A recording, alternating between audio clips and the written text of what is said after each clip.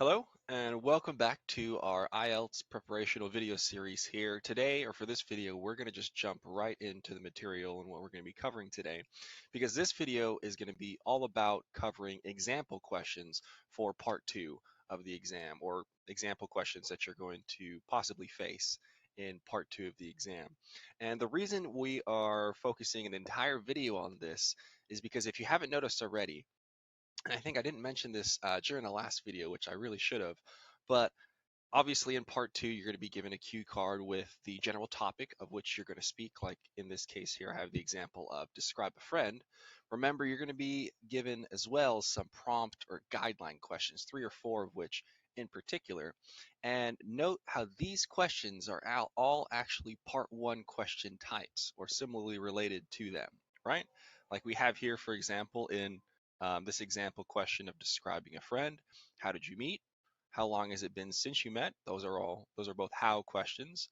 What did you do when you spent time together? And why is this person your best friend? Also, I believe it's type 5, the WH type questions. So, in relating that to the part one structures that we covered in a previous video, you can really compose your answers in that sort of manner, in the sort of manner that you would use the part one structures to, if that makes sense. So today that's what we're going to be covering. We're going to be going through several examples of part two questions. And at the same time, we're actually also going to be practicing some of the part one structures or implementing some of those in our general answers. So let's go ahead and jump right into it here. I've already pulled up this example, like I said, describe a friend.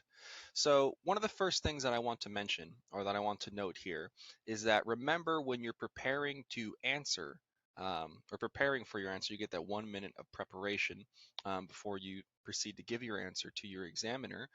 You want to take that time to prepare a little bit, provide the right or select the right selection ultimately that you're going to focus your answer around. And in that selection, you're going to be wanting to focus on things with a lot of features, something that's going to be very expandable for you, and something that you're going to be able to include some invented or made up aspects to. So I point that out because if you know these first two questions, how did you meet? How long has it been since you met? Those questions are pretty direct and they're going to have a pretty direct answer. You're not going to have the opportunity there to really delve into different avenues or talk about various things regarding those questions or in that answer that you're going to provide. How did you meet? You're going to just say how you met. How long has it been since you met? You're going to give one answer. There's not really the opportunity to give different variations to that question, or at least in your answer. But the second two questions, what do you do when you spend time together? And why is this person your best friend? Obviously, there is your opportunity to really break that down, go into various different facets to your answer, and really explore, various kind of measures and methods to answer those questions.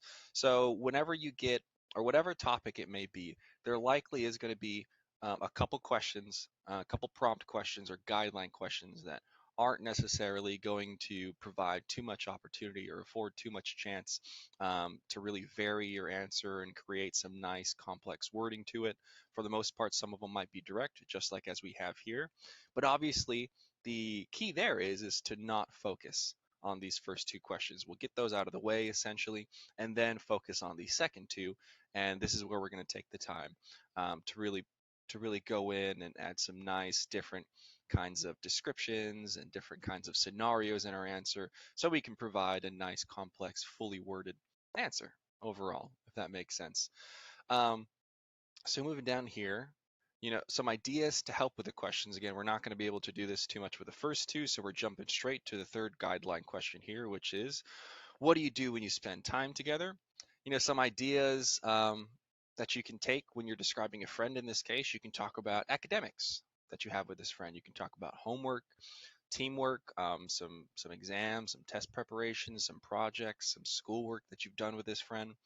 You can talk about sports, what sports you watch together.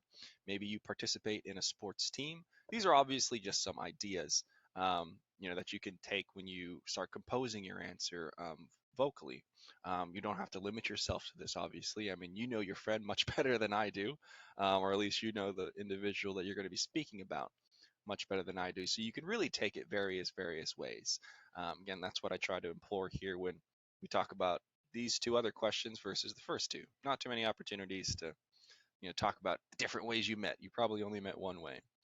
So in any case, once you decide on what you're going to talk about in the question or how you're going to answer the this guideline question of what do you do when you spend time together, you can then break. Let me point it out here. You can then kind of break these articles or these ideas into more detailed scenarios or more detailed situations essentially.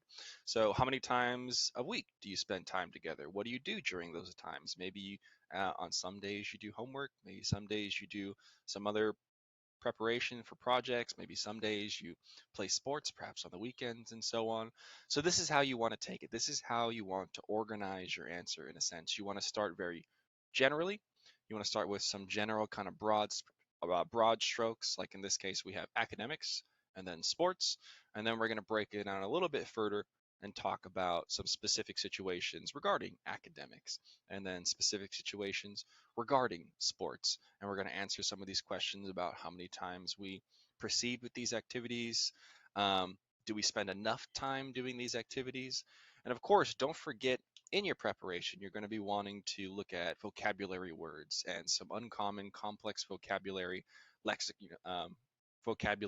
that we can include in our answer so that we can score well in lexical resource, of course. So one of the vocabulary words we've noted here are projects, right, which is obviously an individual or collaborative enterprise that is carefully planned to achieve a particular aim. Each one of these aspects essentially has numerous uncommon vocabulary words, which we should take the opportunity, not dwell too much time on because you only have the 1 minute preparation, of course, but take a little bit of time to kind of specify what are some of the words that we can include and then insert and integrate those into our answer, obviously. So that was already just one of the guideline questions, and we already have plenty of things to talk about there. So now, if we look at the fourth and final guideline questions, we can actually break this one up into two separate kind of facets as well. The question here is why this person is your best friend. So we can first talk about their personality, how they stand out, how they're caring, how they're positive, how that's in tune with our own personality, right? Um, when you say things like he stands out, that's a very general kind of statement. You can then go in and provide a little bit more detail or a little bit more, specify a little bit more examples as like he or she is well groomed and has manners, they're very smart. When you say they're caring, again, a very broad kind of stroke there, a very generalized statement. So we can then go in and give a little bit more detail. He or she is always there emotionally for me and offers good advice. He or she is supportive and a good listener, right? All qualities of a good friend, obviously, and likely a quality that your best friend shares or the friend that you're going to be describing at least. And then, we have these, so we have the general kind of topics that we're going to talk about, and then some more, sorry, let me point these out to you so you know you can follow along what I'm talking about. So we got the general kind of topics here that we're going to talk about, or general qualities that we're going to speak of, and we got a little bit more specific examples within each category, within each statement or topic, quality. And then we can answer the question when talking about these particular examples over here. Like, do other people feel the same way about them? Why is this person your best friend? Why are these qualities or characteristics important to you? And you can explain that. Some vocabulary here that we've noticed. Again, you always want to be looking at some of that uncommon category or uncommon vocabulary to include, right? Would be well groomed, right? Positive outlook, manners, mannerism, personality, so on and so forth. So, like I said, that was just one kind of branch to this question that we've kind of delved into here, the personality-wise of why this person is your best friend. The second branch that we've kind of talked about here, outlined in this example, is how are you similar? Obviously, most people, and I'm not saying all relationships, but especially friendships, I mean, people have and maintain friendships because they share certain traits, they share a certain cohesiveness that kind of binds them together and solidifies their friendship. So you can talk about some of those aspects, how we are similar, how you love the same sports, how you have the same opinions, or maybe you have different opinions, and it's that whole scenario where opposites attract, if you've heard that phrase before. You might have the same social interests or something along these lines. Notice how these are obviously, you could take this example and obviously apply it very much so to your own personal relationship with a good friend of yours. That's why it's kind of worded in this general kind of, again, broad strokes kind of way, because then you can go in there and add the particular details. Now, again, remember, I always bring this up because it's a really crucial point, and a lot of people get hung up on it, is even if you're talking about a good friend of yours and you feel like, you might or you should at least have everything that you need to say already fresh in your mind, and that you shouldn't get tripped up or stumble or hung up on any particular part or not know what to say while you're giving your answer. You can make up answers to these questions or make up details to these guidelines. Essentially, it doesn't have to be factual, it doesn't actually have to be correct. Obviously, the examiner isn't going to interview your friend and verify the information that you provided in your answer. So I know it might seem a little silly to, especially if you're speaking about something very personally and very close to you, like a friend, and going in and making stuff up, but it might be necessary at times. You might draw a blank, you might forget about particular details, you might be trying to recall a specific situation or describe a specific story that you two have experienced, and you just might not be able to pull up the details, which is perfectly acceptable. Then just go in and start inventing some details. As long as it's composed and articulated appropriately with the right structure, maintaining complex structure, inserting those linking phrases where crucial and necessary, you're still going to score just as you would if you were able to tell the details correctly. So hopefully that makes sense. I'm going to keep pounding that into you guys because it's a really important thing to keep in mind, right? Don't get hung up. But in any case, so there we go.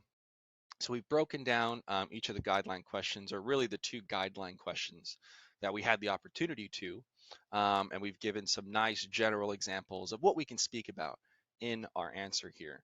So let's take a look now at an actual answer, an actual composed answer to this question here. I'll go ahead and just read it.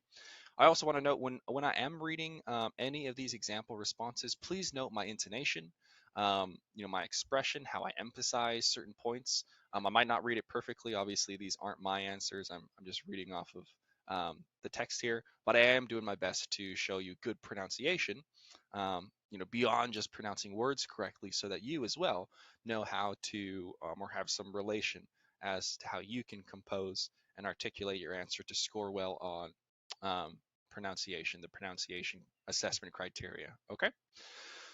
So the answer goes, amongst all my friends that have been dear to me, I'm going to introduce you to my best friend Amy. And the first thing I would like to share with you is that we first met in middle school as we were in the same class together and have been close friends ever since. When you think about this, our friendship has been 11 years to be exact, and this is still going strong. When I reflect on the moments we spend together, what I would like to add is that we used to be younger, or when we used to be younger, rather, we would often meet up to finish assignments and tasks that had been given to us by our teacher. Nowadays, however, because we are both studying at different colleges, we would make our best effort to meet weekly for a cup of coffee and some gossip.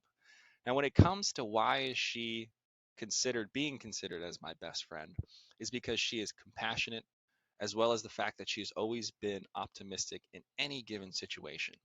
Lastly, one more note on the personal side. My family had met her 11 years ago, and she has been an integral part of my family ever since, which leads me to believe that we will continue to be strong friends for the years to come. So there we go. It's relatively simple, right? We simply following the structure there, answered the prompt questions, added a little bit more detail at times there, which is perfectly acceptable. Even in the structure that I'm imploring you to use, you don't have to follow it exactly. You can add a little bit more detail, add a little bit more description, about situations or scenario which you find are relevant to the question. Obviously, don't stray from the topic, but you have that freedom, that free reign to answer the question as you will and answer the question as you want. But of course, everything that you provide in your answer, you want to maintain an appropriate and complex structure around, right? You want to segment, you want to signpost, you want to include linking phrases to maybe introduce something new if you are bringing something new into your answer. Um, you want to make sure everything is relevant and somewhat coherent to the general topic at hand. Obviously, we don't want to stray too far from that. Um, but yeah, hopefully that obviously makes sense. The thing that you do not want to do essentially is you do not want to add short, quick sentences or quick statements that are somewhat disconnected, from the rest of your answer. Like in this case here, let's say in this reading when this individual was talking about Amy, she goes to say, nowadays we're both studying at different colleges, and that's, I mean, if you just added a little bit more detail there, saying that's not something that we like, you could say something like that. We could definitely add a little bit of personal affliction there, but we want to say it in the right sort of manner. And unfortunately, this has stressed our relationship somewhat. However, I would like to point out that we are still, in fact, great friends, right? It's all about transitioning, using those linking phrases, right? Just to add that nice complexity to your answer, which is what your examiner is looking for. Again, it's not something that a lot of people are completely familiar with or comfortable with doing. So that's why we're doing these practices. That's why we're dedicating this whole video to part 2 questions so that you can get plenty of examples and plenty of reference on how you can do it yourself. So let's move on to another example here. Let me just pull it up. Okay, so this example, let me just open it up here. Let me get rid of the last one.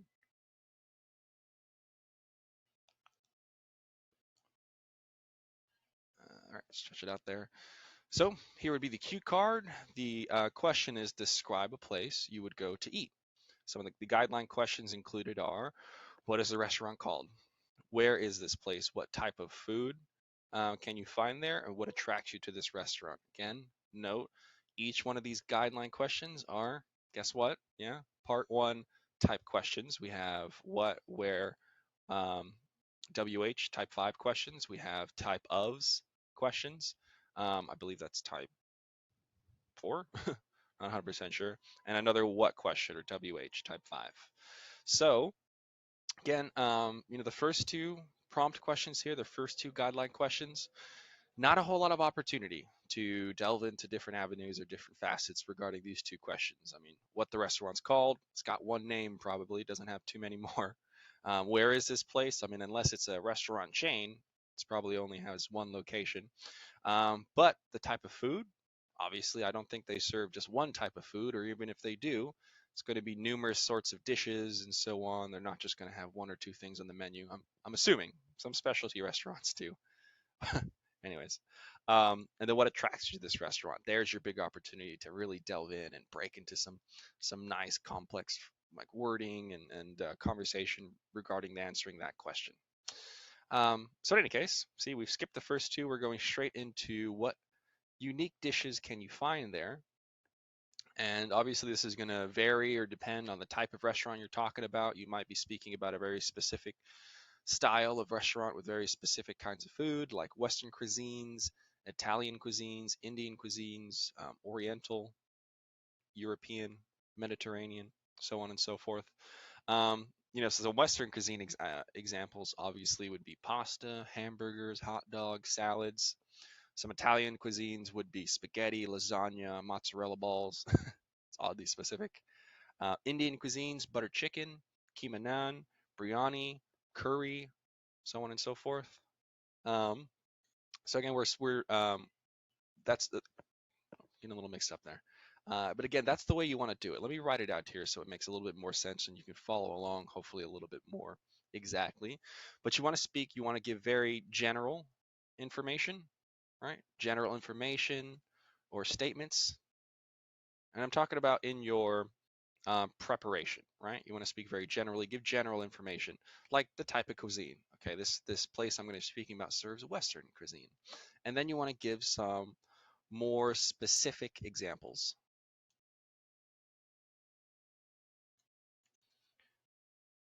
right? And then after giving some more specific examples like the types of food here, the types of Western cuisines, you can then um, answer specific scenario-based questions or even more detailed questions essentially regarding the specific examples. So like here, what is unique about this place, or what is unique about the food at this place? Where did this cuisine originate from? Are there um, any twists, any additions, anything that sets this food apart from other Western cuisine oriented restaurants, any other Italian joints, so on and so forth. Um, Questions like this obviously provide a lot of good opportunity to include some really good uncommon vocabulary. We can be very specific in the vocabulary that we use, talking about the specific dishes that are involved, specific ingredients, methods of cooking. I mean, um, the what do you call it? The area of culinary and restaurants has a lot of very specific phrasing and wording that's used in the preparation, the delivery, the serving of their food. So we can take the opportunity to include a lot of that. Some examples. Some examples could be like, I know in food preparation, you dice, you chop, you julienne certain foods or the ingredients, and then you flambe or you saute certain foods, right? You serve your entrees, you serve your appetizers, then you get your main course. You might have a several course meal.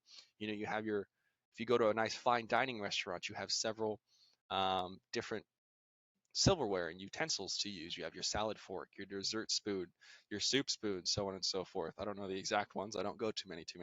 I don't go to too many fine dining restaurants, to be honest. But there you go. Those are some examples of some very specific vocabulary that we can use.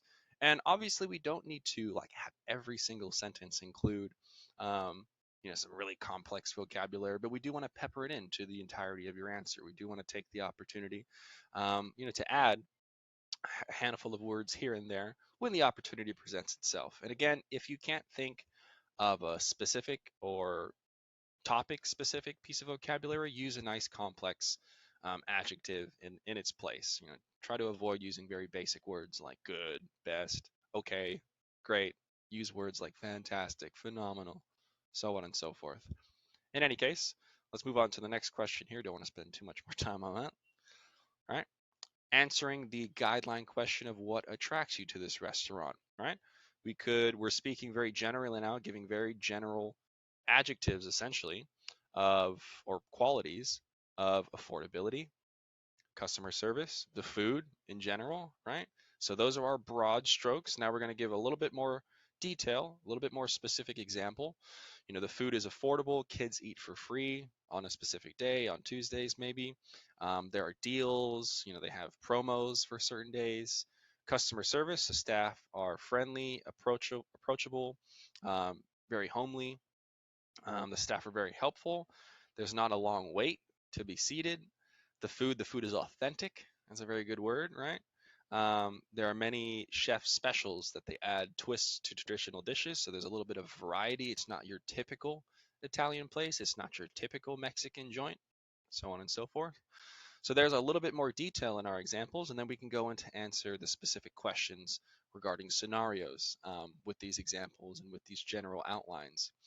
Some example questions would be, what is the atmosphere at this restaurant? What attracts you to this restaurant overall? I mean, we've kind of broken that down here.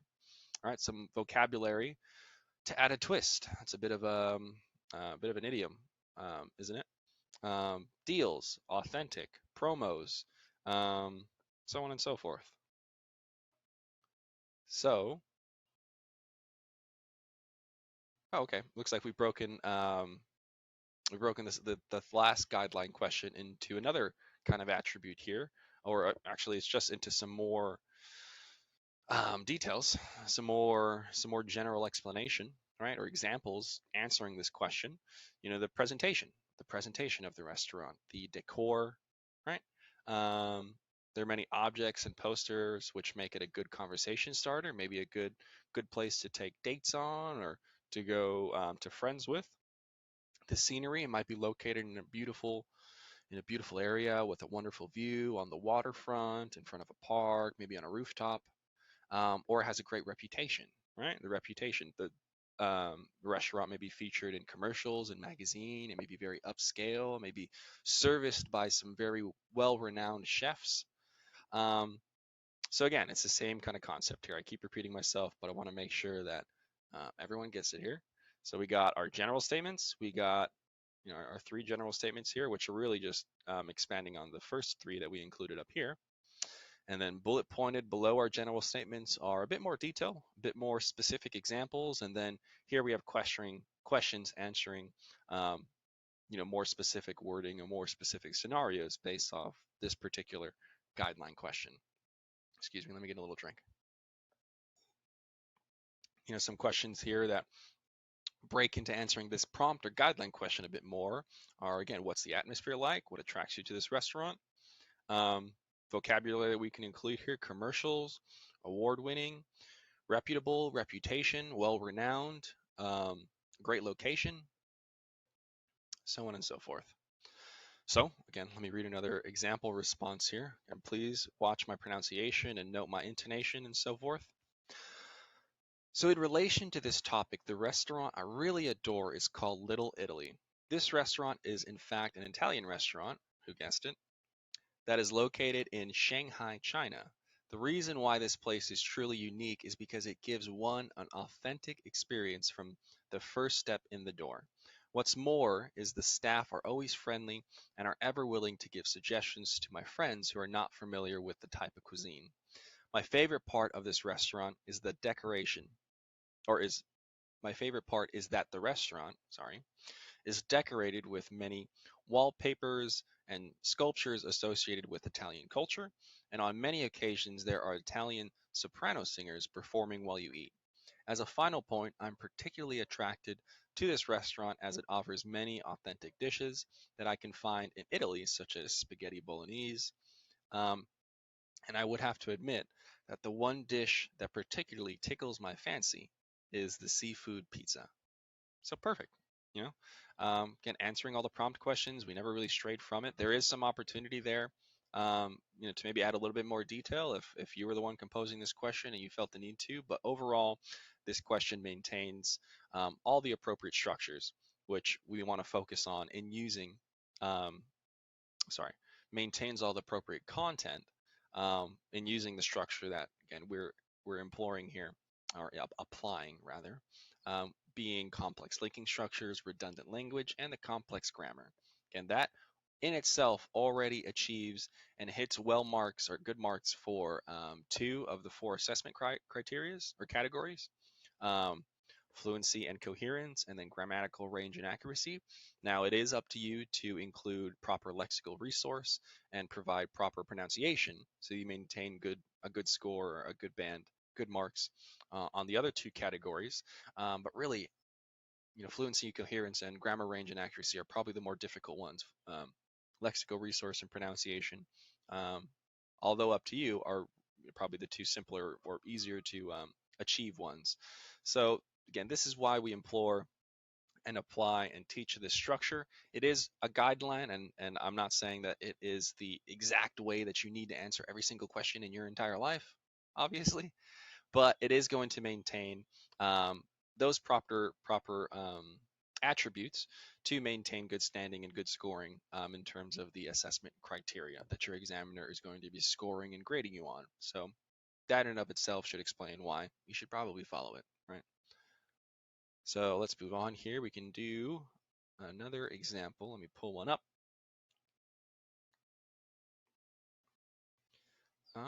Where was it? Here it is. Okay. So this example, just stretch it out here real quick. There we go. Okay. I need my coffee. All right. So this example question, the topic at hand is describe something that made you laugh.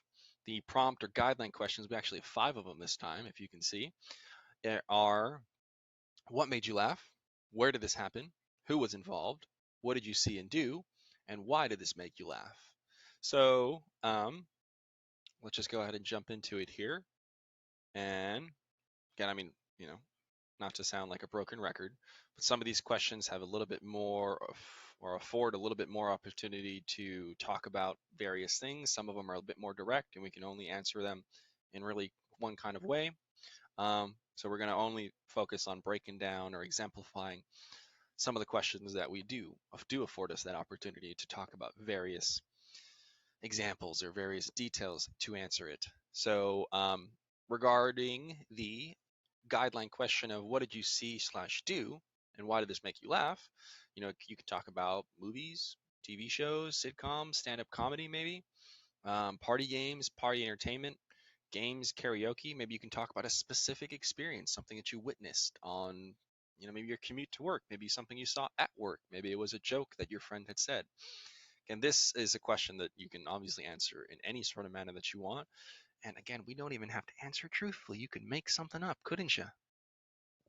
Just letting you know, just reminding you. But in terms of movies, sitcoms, TV shows, it's a very general topic. So to give a little bit more detail, maybe we'll talk about something that, or about the show containing a lot of drama, the interaction with the show, which contained humor and irony, maybe the jokes that were included in it, the audience participation. Could have been a game show or something like that. Party games, party entertainment, karaoke, items like that. Those are always fun to get around friends and families. People making a fool of themselves, so on. So family members that can't sing. I'm sure we've all experienced that somewhat. Maybe you're the family member that can't sing. Have to act out certain games like charades, right? That's always a fun one. Carefree, non-judgmental atmosphere that always is a good detail to include because it implies that everyone let loose, and that's shows that there was a good opportunity for people to definitely provide some humor to the evening. So in any case, we provided a bit more detail, but really these items of detail, these bullet points that were included here are pretty broad and general in themselves. So there's plenty of opportunity there to break into and dive in and provide more detail in some of those scenarios or situations that you might want to talk about. So some additional questions here that we could answer would: what made you laugh? Who made you laugh? When did this happen? Explain how you felt, right? Or what kind of connection you made that caused your laughter or caused the humor, right? Some vocabulary here to mention are irony, carefree. I think non-judgmental atmosphere is a very good kind of vocabulary to include there. I mean, non-judgmental atmosphere, it's an uncommon, very topic-specific piece of vocabulary, isn't it? Because I can't think of another situation where you could potentially use that phrase, could you? So in any case, moving on here to the next guideline question, or these are actually, looks like this is just more more general or broad strokes for topics to break, um, excuse me, to explain explain these questions, this prompt question a little bit further. Excuse me. Such as a day out, a theme park, a jungle safari. Jungle safari, goodness. Terrified adults and children on theme rides. Okay, that would be pretty funny. Seeing animals in their natural habitat. Animals do some silly things that definitely make people laugh. Everyone's having a good time. Obviously, definitely the atmosphere that induces laughter. People in general are hilarious, aren't they? Adults, children, or adults with childish or childlike behavior. People that have a good sense of humor. People unintentionally being funny. Again, if you witness something or something like that. Um, Questions like this are great, I find, because you can really, obviously, you can talk about really anything, and it's not limited to, there's so many different experiences I'm sure that you could talk about that you really shouldn't have trouble with these kinds of questions. In fact, the trouble with these particular kinds of questions is that you might have so much that you could potentially talk about. You might struggle. Um, you might struggle with deciding which situation, what you want to describe, what scenario you want to talk about or exemplify in your answer. So be careful of that as well. When you have very general, very broad questions regarding topics that you might have plenty to talk about, definitely take the opportunity to specify one, right? We don't want to break off and include too many details from too many various things, because then our answer could be somewhat disconnected, a little too long-winded, and you might be marked down for fluency in that case as well, in fluency and coherence. So big suggestion there is, if you're going to talk about a time that made you laugh, decide on what it was, and then you can include whatever details you want. I mean, really, you kind of mix and match and kind of include details from other scenarios, but focus on one particular situation or one particular memory in particular. One particular memory in particular. If that makes sense. Hopefully that provides you of a little bit of help. But let's look at an example response here. So with regards to this question, I can vividly recall once I was at a family event for my cousin's 21st birthday. In particular, it was lovely to have all the extended family in one place, which is normally very difficult to achieve. On this particular occasion, we were playing the game 30 Seconds, which is a game where you had to act out 5 words in 30 seconds. What made all of us laugh spontaneously was when my little cousin started oinking realistically. What I want to add here is that I laughed so hard that my stomach ached and my tears started running down my face. The reason why this made me laugh uncontrollably is because she is usually a very serious person, and seeing her having fun and letting her hair down was surprising, and at the same time humorous. In addition to this, it also reminded me that no matter how old we are still children at heart, and this is something really magical and memorable. So perfect. All right. Follows the exact structure which we've outlined here regarding the prompt questions, so on, which again is going to provide you the opportunity to provide a very, very solid answer by simply following the guideline questions. Just a note, I mean, you might be very much tempted to go in and maybe add a bit more detail, maybe take some particular details and expand on them in a bit more detail or a bit more drastically, which is totally acceptable. I mean, you can take your answer and kind of wield it in the manner that you see fit and however you see comfortable. But the thing that I must implore you to do is use the appropriate manner in composing or articulating your thoughts, your ideas, whatever it is you want to say. Make sure you include transitional statements, linking phrases, redundant language, proper grammar, right? As well as a range of grammar. As long as you do that, no matter what you say in your answer, is going to be maintaining those attributes which are going to score you highly in the assessment criteria. And that's obviously what we're looking for in terms of preparation and taking the actual exam. So there we go. We covered 3 example questions today during this video. I hope you learned something. I'm sure you certainly did. Hope you were taking notes. In the next video, we are going to be moving on to part 3 of the exam and breaking down the structures and the appropriate manner to compose your answers for part 3 type questions. So we'll be taking the opportunity to do that then. Obviously, you're going to find that it's going to be very similar to what we've already done in part 1 and 2. So we should rock and roll. Thank you very much for joining me. See you next time.